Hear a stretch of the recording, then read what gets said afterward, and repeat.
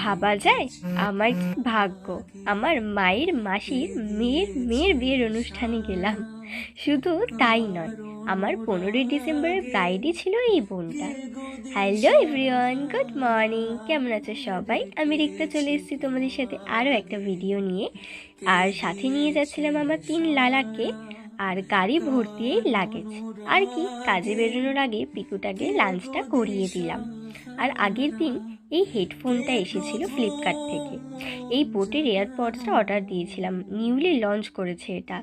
বেশ দারুণ sound quality এবং অল ফিচার্স খুবই ভালো ছিল।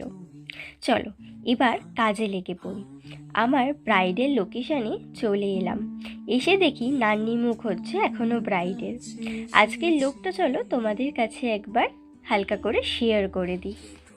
আর তোমরা যদি এই ছোট্ট মিষ্টি ব্রাইডের গল্পটা শুনে না থাকো, তাহলে এই ভিডিওর বায়োতে লিংক রয়েছে, দেখে এসো। আশা করি বেশ ভালো লাগবে। তোমরাও যদি স্পেশাল দিনে আমায় বুক করতে চাও তো কন্ট্যাক্ট করতেই পারো। কাজ শেষ করে মামার বাড়ি ফিরে গেলাম, বাবাও আনতে চলে এসেছিল। আর এখন সুন্দর হয়ে রেডি হয়ে গেলাম, কিন্তু আমি আর দিদি অলওয়েজ লেট, তাই 9টার দিকে বিয়ে বাড়ি পৌঁছালাম। এসে দেখি বড় সবে মাত্রই এসেছে। ব্রাইডের সাথে দেখা করলাম প্রথমে গিয়েই, তারপর দেখলাম মাসিরাও সকলেই চলে এসেছে প্রায়।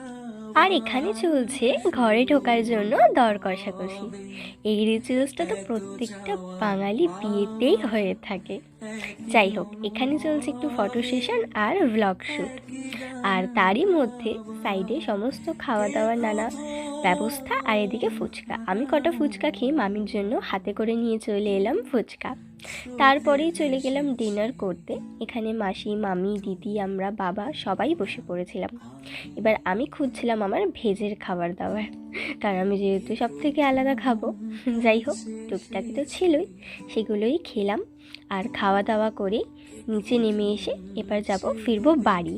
রঞ্জনদাও চলে এসছে আমাদেরকে আনতে, দিদার সাথে চলে যাব। তো চলো, ভিডিওটা ছিল আজকে এতটাই। ভালো লাগলে একটা লাইক, কমেন্ট, শেয়ার করতে ভুলবেন না। আর আপনারাও ভালো থাকবেন, সুস্থ থাকবেন।